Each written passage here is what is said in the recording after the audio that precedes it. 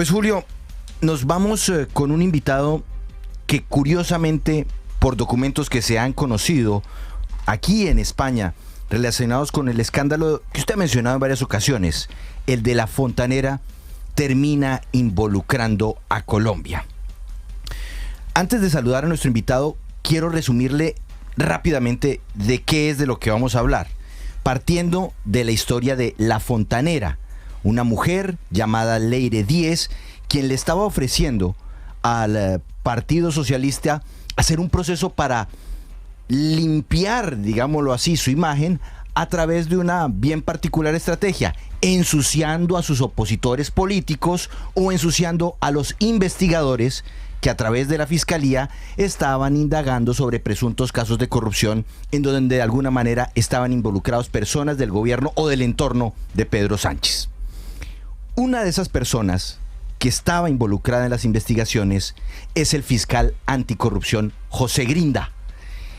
Ese fiscal terminó siendo objeto de chantaje extorsivo y luego le ofrecieron plata, dinero, para que cesara las investigaciones, particularmente algunas que llevaba en contra de Carles Puigdemont y otros más conocidos como el caso 3%. ¿Qué es lo que pasa? En el documento que hemos conocido, la Unidad Central Operativa en España habla de un periodista colombiano que habría ayudado, dice el documento, o por lo menos deja entrever el documento, a establecer contacto con una mujer clave en la extorsión al fiscal anticorrupción José Grinda. Se trata de nuestro colega Joir Ackerman, a quien le damos la bienvenida a 6AMW. Joir, buenos días. Muy buenos días, Juan Pablo, a los oyentes, y muy buenos días a todos en la mesa de trabajo de 6AMW. Un gusto estar con ustedes. Joir, en el documento que hemos conocido de la UCO, donde la mujer que acusa al fiscal anticorrupción José Grinda de supuestamente unos hechos relacionados con presentarse desnudo en unas imágenes, siendo ella una menor de edad, imágenes que se mostraron a través de internet, lo que vemos es que usted ayuda a que la denunciante Miriam Serrano, quien hoy es mayor de edad, entrara en contacto con la Fontanera, con Leire Díez. ¿Cuál es su relación, la de Joir Ackerman, con Leire Díez? Ninguna. Pero déjame, te respondo desde el principio en un par de elementos que quería aclarar. El primero, y gracias por la presentación tan generosa, Juan Pablo, yo, digamos, mi rol en este caso y mi mención en estos documentos no es como columnista en Colombia, sino es como presidente de una compañía estadounidense que se dedica a hacer investigaciones de inteligencia corporativa. Algunos de ustedes saben que ese es mi rol fundamental. Esta es una compañía que fue fundada por exfuncionarios del Departamento de Justicia y de Estado de los Estados Unidos y trabaja para múltiples oficinas de abogados en Estados Unidos y a nivel global. Entonces, primero, digamos, responde a ese elemento. El segundo, tú mencionaste un elemento que quisiera acotar, y es que el tema de los supuestos sobornos en contra del señor Grinda, si bien entiendo, pues digamos, él mismo le dijo a la cadena SER que él no recibió, pues negó haber recibido alguna oferta económica o de haber existido una presión. Entonces ese es un elemento también que quería puntualizar, pero ahora sí me voy a tu pregunta, y es mi relación con Leire Díez. No la conozco, nunca he hablado con ella. Para empezar a hablar de esto, Juan Pablo, lo primero es poner en orden, porque pues se han mezclado varias historias como si fueran una sola. Esta es una historia que empieza mucho antes de la pelea política que está viviendo España en este momento. Lo que nadie ha dicho es que esto empieza en Jaén en 2009 con esta niña de 15 años llamada Miriam Serrano y con una denuncia presentada por su madre ante la Guardia Civil. Esa madre acude ante las autoridades porque descubre que su hija menor de edad había sido víctima de contactos por internet de contenido sexual por parte de un adulto. Ese adulto, según se pudo identificar, pues, gracias a las diligencias españolas, terminó siendo identificado como José Grinda. Ese caso, que José Grinda, como yo lo dijiste, es un fiscal anticorrupción que en ese momento tenía gran poder en España. Ese es el punto de partida. Ese es el punto de partida de esta situación. Y lo que nadie ha dicho con claridad es que, digamos, ese caso, Miriam, digamos, no fue fabricada para este proceso de la cual hoy en día es mencionada, sino que muchos años más tarde, pues nosotros llegamos a esta historia cuando ya existía esta denuncia, cuando ya existía un expediente, cuando ya existían diligencias y documentos, Sí. cuando ella era ya una mujer adulta, para entender qué había pasado y cómo ayudarla a visualizar ese caso.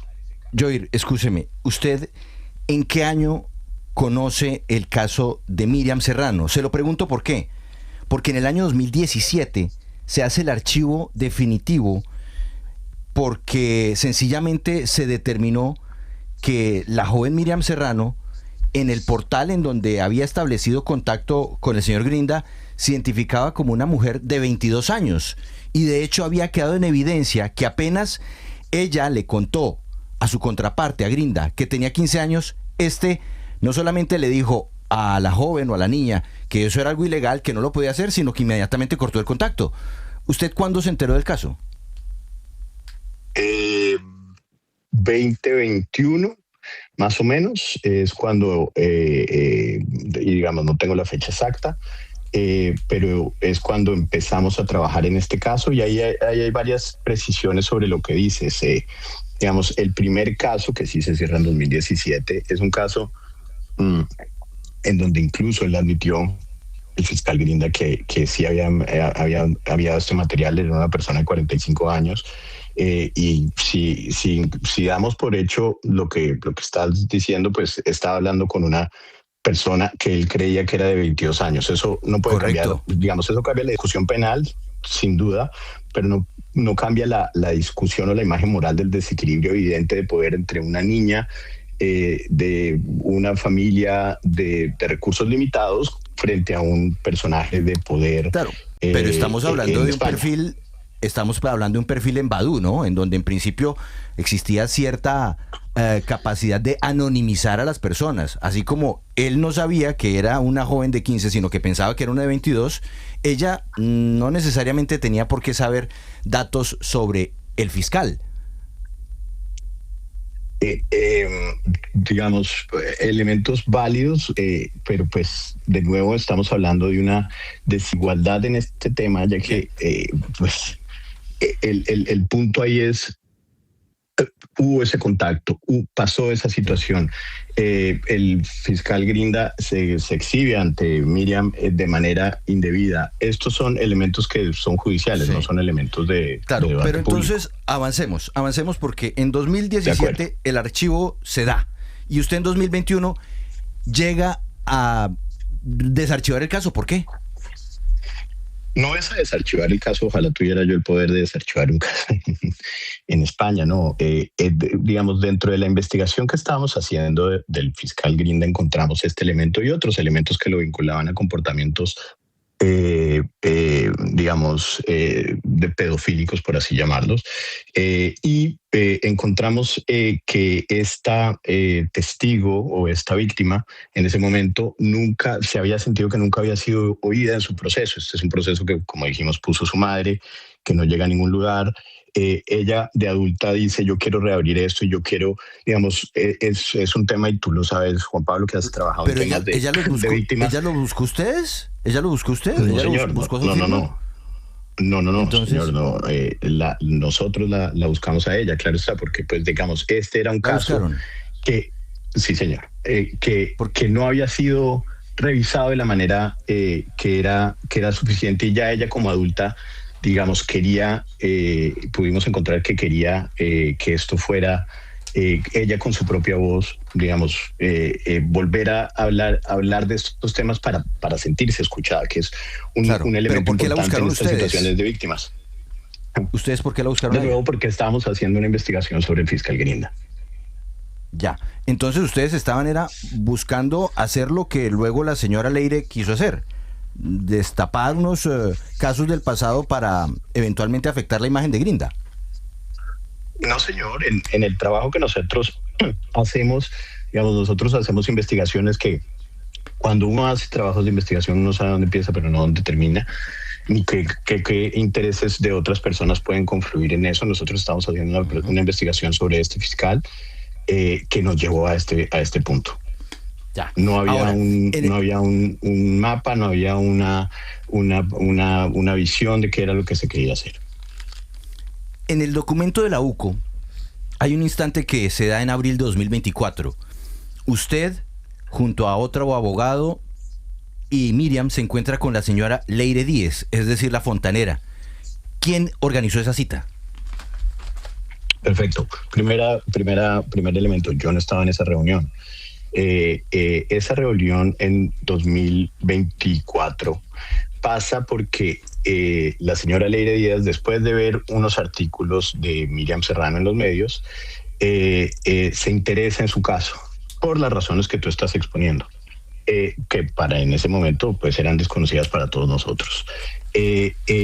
La firma de abogados para la cual nosotros estábamos trabajando en este proceso, que es una firma de abogados muy prestigiosa, que por razones de confidencialidad pues no puedo exponer cuál es esa firma de abogados, es la que nos establece a nosotros que hay un interés de Leire Díaz de reunirse con la testigo que habíamos desarrollado durante mucho tiempo. Desarrollar un testigo, como ustedes saben, o desarrollar una fuente es un trabajo que requiere mucho tiempo, sobre todo una persona que ha sido víctima de una situación como esta que hace que pierda su confianza. Entonces, desarrollarla para hacerla sentir escuchada es un trabajo de inmersión, es un trabajo complicado, es un trabajo que requiere muchos elementos.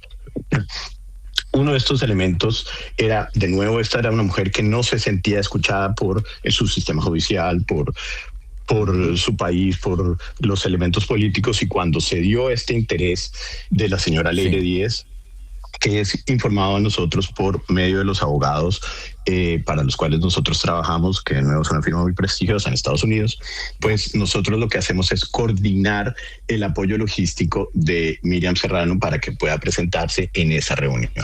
No controlamos nada del contenido de esa reunión. Adelante, pero en el testimonio que dio Miriam ante la Unidad Central Operativa, la UCO, dice que usted y un señor Vitenis, unos meses antes del juicio, en abril de 2024, le presentaron a Leire en el Hotel Radisson Red de Madrid. Ella sí recuerda que usted estuvo con Leire. Bueno, pues está recordando equivocadamente. Yo no estaba en España en ese momento. Estaba coordinando la situación. Vitenis, que es una persona que trabaja conmigo, estaba en el sitio, coordinando la situación. Y esto es importante decirlo. Vitenis es un investigador impecable de ascendencia lituana, serio, metódico, con formación y experiencia pues en el mundo nuestro del periodismo investigativo, porque pues esto se trata de presentar como si fueran personas oscuras, pero pues por todo lo contrario, estos son personas que tienen profesionales de investigación que hacen su trabajo con el mayor rigor, discreción y estándares muy altos. Lo que se hizo ahí fue apoyar la logística de la testigo para llevarla a Madrid y que se reuniera con esta persona.